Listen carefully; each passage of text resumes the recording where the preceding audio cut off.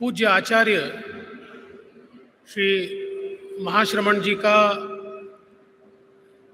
चरण स्पर्श करता हूं और उनका आशीर्वाद लेता हूं। उन्हीं की पवित्र उपस्थिति में आज के इस नागरिक अभिनंदन समारोह में मंच पर उपस्थित महाराष्ट्र सरकार के मंत्री मंगल प्रभात लोढ़ा जी, साथ ही में हमारे बीच उपस्थित सांसद गोपाल शेट्टी जी, राज पुरोहित जी, गीता जैन जी, नरेंद्र मेहता जी, अमरजीत मिश्र जी, हमारे गौतम बंसल जी, बदनलाल तातेड़ जी, सुरेंद्र बोरड़ जी, सभी यहाँ पर उपस्थित महानुभाव और उपस्थित सभी बहनों और भाइयों, मैं सबसे पहले महाराष्ट्र की 12 करोड़ जनता की ओर से पूज्य आचार्य जी का महाराष्ट्र की भूमि में, मुंबई की भूमि में बहुत बहुत स्वागत करता हूं और आभार व्यक्त करता हूं। 60 वर्षों के बाद आचार्य जी मुंबई की इस धरती पर, इस धरती को पवित्र करने के लिए चातुर्मास यहां पर करेंगे। ये मुंबई करो के लिए एक बहुत ही महत्वपूर्ण इस प्रकार का आयोजन है और इसलिए मैं उनका मन से और दिल से आभार भी व्यक्त करता हूं। हम सभी लोग जानते हैं कि पूज्य आचार्य जी ने जिस प्रकार से हमारे देश में एक नशा मुक्ति के खिलाफ आंदोलन छेड़ा है, 1 करोड़ से ज्यादा लोगों को नशा मुक्ति का संकल्प दिलाने का काम पूज्य आचार्य जी ने किया है और मैं ऐसा मानता हूं कि आज इससे बड़ी समाज की और देश की सेवा दूसरी नहीं हो सकती कि हमारे समाज को और हमारे देश को हम नशे से मुक्त करें और हमारी आने वाली जो पीढ़ियां है उन्हें हम संस्कार दें और नशे से दूर रखें। हमेशा हम लोग ये जानते हैं कि आचार्य चाणक्य ऐसा कहते थे कि किसी भी देश का नाश करना है या समाज का नाश करना है तो उसकी पीढ़ियों को आत्म केंद्रित कीजिए और लतखोर बनाइए, तो किसी भी युद्ध के बिना उस देश को गुलाम बनाया जा सकता है।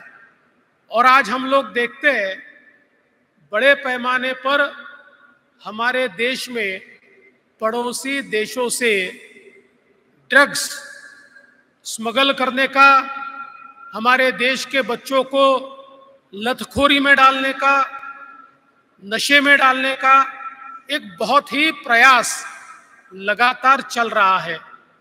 हमारे आदरणीय प्रधानमंत्री मोदी जी ने और हमारे गृह मंत्री अमित भाई शाह जी ने नशे के खिलाफ एक बड़ी मुहिम छेड़ी है।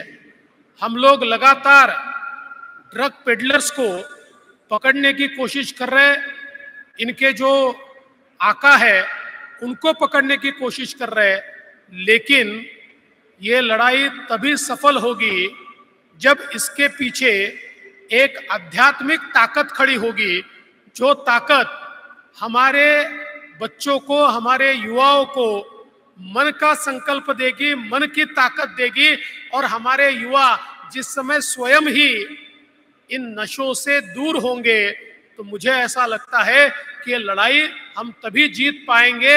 ये लड़ाई केवल पुलिस के भरोसे या कानून के भरोसे नहीं जीती जा सकती, ये नैतिक मूल्यों के भरोसे जीती जा सकती है, ये संस्कारों के भरोसे जीती जा सकती है और उन नैतिक मूल्यों को और संस्कारों को हमारे समाज में लाने का काम ये हमारे आचार्य श्री महाश्रमण जी कर रहे हैं, इसलिए मैं उनका बहुत बहुत आभार व्यक्त करता हूं। ये जो कार्य आपने किया है, मैं ऐसा मानता हूं हमारे देश को एक शक्तिशाली देश बनाने में एक बहुत महत्वपूर्ण इस प्रकार का ये कार्य सिद्ध होगा। और इतना ही नहीं, तो उन्होंने सुखी जीवन का रास्ता भी हमको बताया है। उनके लेखन के माध्यम से, उनके विचारों के माध्यम से जीवन में सुख क्या है ये हमें पता चलता है। भौतिकता की लड़ाई में हम लोग ऐसे लड़ रहे हैं कि जीवन के सुख को भूल गए और भौतिक सुखों को ही हमने सुख मान लिया। लेकिन असली सुख क्या है ये आचार्य श्री ने हमको बताया। और मैं ऐसा मानता हूं कि आचार्य जी के विचार जिनके समझ में आएंगे वो जीवन में दुखी नहीं हो सकते, वो जीवन में अभाव में भी सुखी रहेंगे। ऐसे विचार आचार्य श्री ने हमको दिए हैं। इसलिए मैं आज मुंबई की और महाराष्ट्र की तमाम जनता की ओर से आचार्य जी का बहुत बहुत अभिनंदन करता हूं।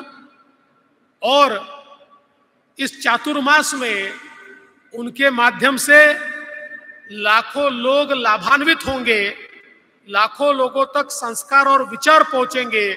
इसलिए उनका भी आभार व्यक्त करता हूं। और जिन्होंने यहाँ पर चातुर्मास का आयोजन किया, उस आयोजन समिति का भी आभार व्यक्त करता हूं कि आपने पूज्य आचार्य श्री को, जो हमारे राष्ट्र संत है, उनको यहाँ पर आपने निमंत्रित किया। इसलिए आपका भी आभार व्यक्त करते हुए अपने शब्दों को विराम देता हूं।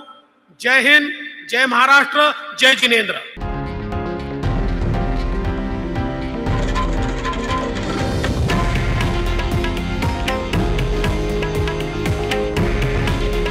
हे आहे देशातील नंबर 1 न्यूज नेटवर्क आणि आपण पाहत आहात TV9 मराठी। काळजी तुमची, हित महाराष्ट्राचं।